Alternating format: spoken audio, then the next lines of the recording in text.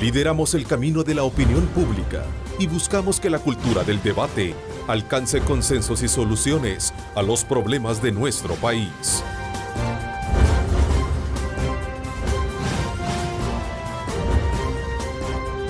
Diálogo con Ernesto López. ¿Será que de alguna manera con esta nueva propuesta, Carlitos, hay un antes y después en este tema de las pensiones? Bueno, la verdad, la propuesta que ha hecho ICP es una propuesta muy importante. El gobierno pues venía diciendo que no había otra propuesta en la mesa. La verdad que sí habían, como ya lo hemos hablado antes. Y bueno, lo importante o lo relevante de la propuesta de ICP es que es un esfuerzo en conjunto de varias organizaciones que representan a diferentes actores que son importantes en nuestra economía y como ellos mismos lo han reconocido, recoge otros insumos de otros esfuerzos que se han hecho anteriormente y se puede ver precisamente en las referencias que tiene el documento de la propuesta de ICP.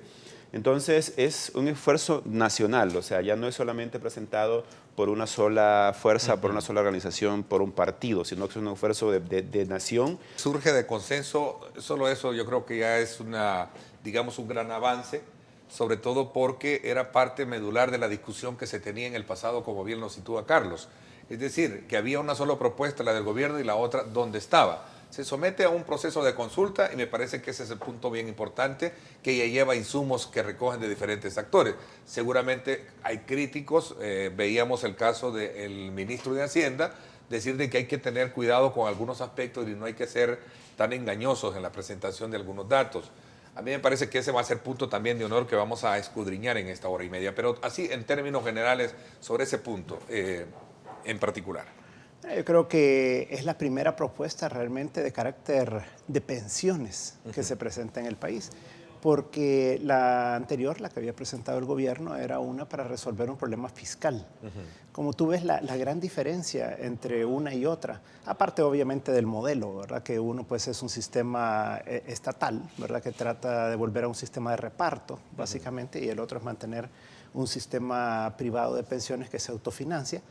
Aparte de esa gran diferencia, yo creo que el tema medular es que aquí sí se aborda el tema de los pensionados. En aquel caso, en el del gobierno, solo se abordaba la solución del gobierno de cómo pagaba su parte, ¿verdad? Cómo hacía para poder financiar las pensiones y cómo podía de esa manera bajar el gasto público o cómo podía de esa manera traer más recursos, digamos, para poder cumplir con sus compromisos. Si tú me dices, a mí en lo particular, y perdona, y me parece que es interesante entrar en esta discusión, si a mí me dices, mira Ernesto, de tu fondo puedes agarrar este dinero para poder cubrir todos mis problemas de tarjeta de crédito o mi crédito que yo debo, yo inmediatamente te digo apruébenlo ya. Exacto. Claro. Pero no estoy pensando en el futuro. ¿Cómo no? Porque está contemplado el futuro. Porque recordá que lo que establece es que te lo prestan, o sea, te da acceso a tu dinero, pero lo tenés que reponer antes que te retires. Entonces, ¿cómo lo repones?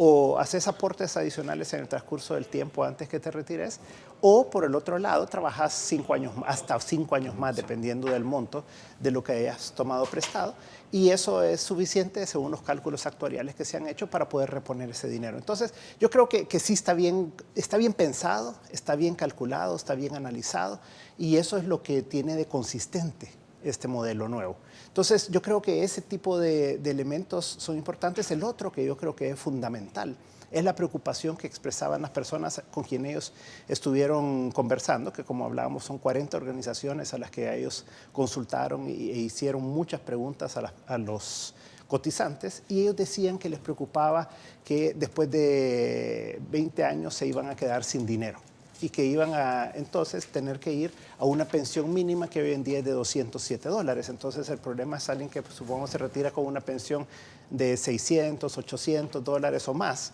y de repente pasa a tener una pensión de $207, que sería el equivalente hoy en día.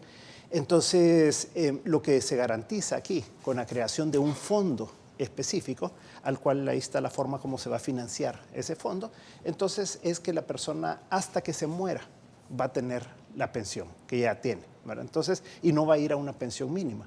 Y por el otro lado también le garantiza el acceso a salud hasta que muera la persona. Entonces, esto funciona como un seguro interno que se establece con esta fuente de financiamiento que se define, entre las cuales es que las AFPs aportan el 16% de los ingresos que reciben hoy en día a ese fondo, lo que es una reducción para los ingresos de ellos, y de esa manera entonces se puede dar una sostenibilidad a ese sistema. Entonces, yo creo que contempla elementos de beneficio al cotizante que en ningún momento había planteado una propuesta como la del gobierno porque no pretendía hacer eso. Es una crítica muy importante que el gobierno ha hecho, el mismo ministro de Hacienda lo mencionó, de que se está haciendo una publicidad engañosa, pero la verdad es que lo que el ICP ha mostrado es que tienen los cálculos bien hechos y esta reserva que están creando, que es una figura novedosa que se ha aplicado ya en otros países, que tiene una especie de seguro de longevidad, le da al cotizante una garantía de que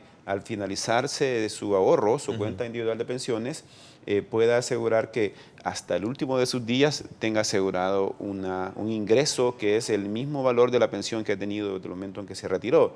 Entonces, eso es muy importante. Ahora, hay críticas en el sentido que las AFP van a continuar con su negocio, van a continuar incrementando sus utilidades como se ha venido criticando en los últimos años, pero cuando ya se escudriña la propuesta en sus elementos principales, uno se da cuenta que sí tiene elementos muy positivos. Como yo decía, y lo he dicho en otros momentos, hay algunos elementos que pueden abordarse mejor, porque un tema que es bien importante para los trabajadores es el valor de la pensión. De que, si bien es cierto, la propuesta de ICP habla de una pensión estable y vitalicia, no se mejora tanto, o al menos eso es lo que está plasmado en la propuesta, no se mejora tanto el valor de la pensión, porque la tasa de reemplazo, es decir, el porcentaje del salario actual que le quedaría a un pensionado como retiro, como pensión, se aspira a un 45% del salario. Imagínate con todos estos problemas fiscales de crisis que tenemos, si no sabemos dónde están nuestros ahorros, que están ahí colocados, como bien tú lo dices, Carlos, entonces no es lo mismo tener ese sentimiento de propiedad, de que los ahorros míos están ahí, que me están generando esta rentabilidad, a saber de que están dentro de un fondo general que no sé a dónde van a partir, ¿no? Tal vez aquí hay un tema de fondo, Ernesto, que poco hemos analizado, y es que el gobierno es juez y parte. Y eso es bien complicado, porque cuando tú estás en una situación de una apretazón financiera tan grande, y tú eres el gobierno y tú generas las leyes de la República, y tú al final de cuentas te vas a llevar en la propuesta de ellos todo el dinero, ¿verdad?, para poder hacer frente a tus problemas financieros.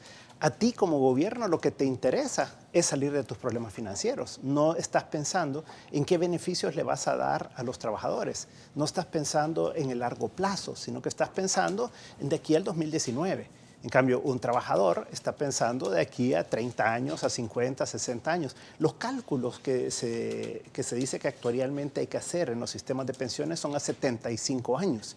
Claro, un gobierno que sea del carácter que sea y del partido que sea, no pasa de 5 años en el Ejecutivo. Entonces, ellos tienen un enfoque propiamente de resolver sus problemas financieros. En un sistema privado como el que estamos hablando, se crea un fondo que es el que genera su rentabilidad y al final, en base a eso, se definen los beneficios. Y hoy con el beneficio de que esto puede ser... Insisto, el problema es del gobierno y él tiene que saber cómo resolverlo. Claro. El tema fiscal. Claro. No tiene Ahora, por qué emerger. Sí. Ahora, hay una cuestión que me llama la atención del posicionamiento del señor secretario técnico, y es que dice, a nosotros lo que nos interesa es el ángulo fiscal. Allí ellos están mostrando, pienso yo en lo personal, un desprecio total de la población en cuanto a la previsión social, porque una reforma previsional es una cuestión que atañe a todos y no por lo que le corresponde al gobierno de manejar sus finanzas de manera disciplinada, sino porque todos trabajamos y todos merecemos que en nuestros últimos años vivir tranquilos y tener un ingreso asegurado. Por lo tanto, debería ser responsabilidad del Estado preocuparse por ese objetivo, ¿no? Ya que un objetivo principal del Estado es garantizar el bienestar de la población, y si nosotros queremos retirarnos bien, el Estado tiene que preocuparse por ello. Pero si el Estado dice que solo le preocupa sus finanzas, pues estamos en un problema. Entonces, cuando se estén discutiendo propuestas para solucionar esta situación, esta crisis que estamos forjando en el sistema de pensiones, el Estado no va a ver más allá de su realidad fiscal, no va a ver el bienestar de la población. Ese es un problema que debería cambiarse, ese discurso. A ver, si bien debe entrar a discutirse esta propuesta, ¿qué puntos son tratables y cuáles no, a criterio de ustedes? Yo creo que todo está sobre la mesa. Sí, todo está sobre la mesa. Yo creo que todo está sobre la mesa para discutirse. Pues creo que si el gobierno, yo creo que tal vez ahí hay una cita parcial tal vez de lo que dijo el secretario. Perdóname que te interrumpa, Luis. ¿Qué significa todo? Es decir, si te modifican todo al final, decía Miguel Simán, en el contexto de la presentación de esta propuesta, dice no fragmentar la propuesta, pues el funcionamiento de esta depende de su aprobación íntegra. Si se desarticula, no va a ser sostenible. Yo creo que yo lo que digo es todo está discutible, todo es discutible en el sentido que todo puedes cuestionarlo, ¿verdad? O sea, tú puedes decir... O sea, no está escrito en piedra tu criterio. Claro, porque no hay una ley ahorita que haya sido aprobada. Diferente Entonces, a lo que dice Miguel Simán, presidente. No, yo creo que el planteamiento de Miguel es muy claro en el sentido de decir, mire, este es un planteamiento que cierra, o sea, que funciona y que cuadran los números, porque lo que se hace es, sube la tasa de interés por aquí, sube la cotización por aquí, da estos beneficios por aquí, permite que retire tanto dinero por aquí, crea este fondo que da una garantía para hasta el final de la vida. Ahora, si uno quiere comenzar a mover cosas, obviamente que si uno quiere que el gobierno pague menos intereses, pues esto aplica menos dinero al fondo y por lo tanto la tasa con medio del cual se puede retirar las personas va a ser menor, ¿verdad? O sea, el decir que todo está para ser discutido es que todo se puede replantear, pero sí lo que uno tiene que saber es que en el modelo matemático, si uno mueve una variable por aquí, le afecta a otra por allá, ¿verdad? O sea, la esperanza de vida puede ser valedera para sociedades independientemente de cómo esté el costo de la vida, cómo esté la seguridad, cómo esté todos tus servicios básicos, digamos, impactando o no. Claro que sí. Y la verdad, esta propuesta toma muy en cuenta la expectativa actual de vida. Los modelos que han corrido consideran que la edad actual en promedio pues anda arriba de los 75, casi los 80 años. Eso me alegra la noticia que me da Luis, de que en 85 años considera que la puedo tener garantizada, pero la realidad... Bueno. Y el golpe de vida es... Claro que fuerte, pero lo importante en materia del valor de la pensión es que la propuesta considera que al pensionado se le va a mantener el valor de la pensión hasta el último de sus días.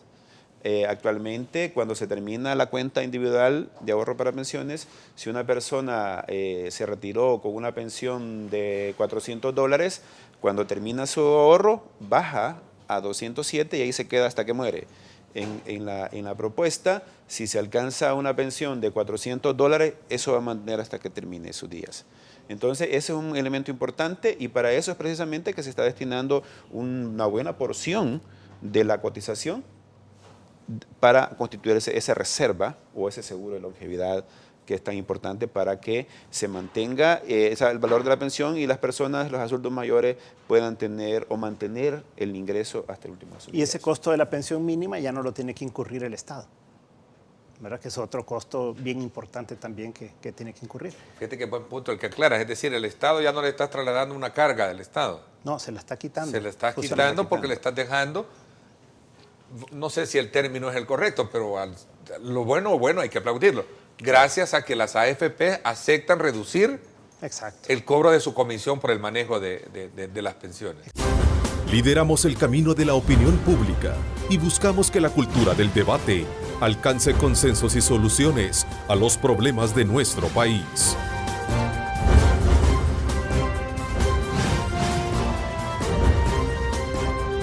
Diálogo con Ernesto López.